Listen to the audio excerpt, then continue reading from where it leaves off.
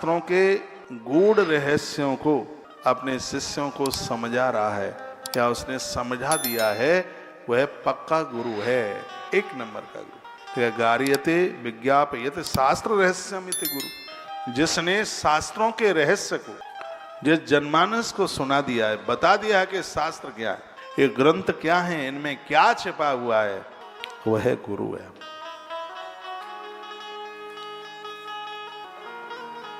आनंद हो गया आज की कथा में।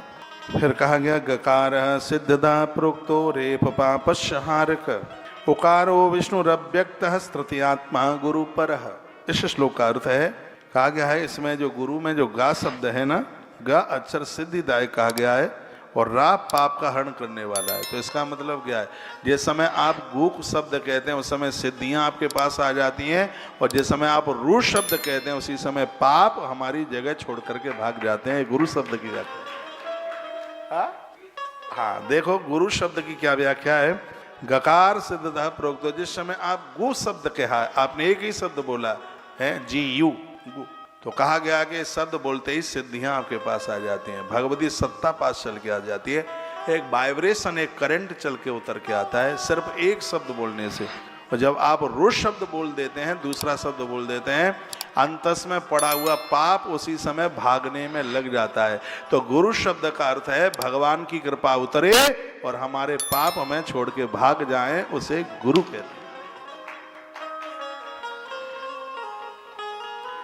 श्री गुरु पद नख मणिगढ़ ज्योति, श्री गुरु पद नख मणिगढ़ ज्योति, सुमिरत देव दृष्टि होती। श्री गुरु पद नख मणिगढ़ ज्योति, श्री गुरु पद नख मणिगढ़ ज्योति, सुमिरत देव दृष्टि होती। श्री गुरु पद नख मणिगढ़ ज्योति, सुमिरत देव दृष्टि होती। सुमिरत दिव्य दृष्टि ही होती है। उनका सुमिरन करने से, उनका ध्यान करने से ही हृदय की ज्योत जल जाती है, अंधकार समाप्त होता है, प्रकाश का दिया जल जाता है। ऐसे गुरु शब्द का व्याख्यान किया गया और ये आनंद आ गया। कहा गया एक अक्षर लेने से सिद्धियां उतर के आ जाए और दूसरा अक्षर बोलने से पाप भाग जाए, उसे गुरु कहते हैं। गुरु सदगुरु इसलिए है क्योंकि उनका वाक्य हमें सत्य के मार्ग पर प्रशस्त। एक है सीखना और एक चलना। जो सिखा देता है वो गुरु है, और जो चलना सिखा देता है वो सदगुरु है। हाँ?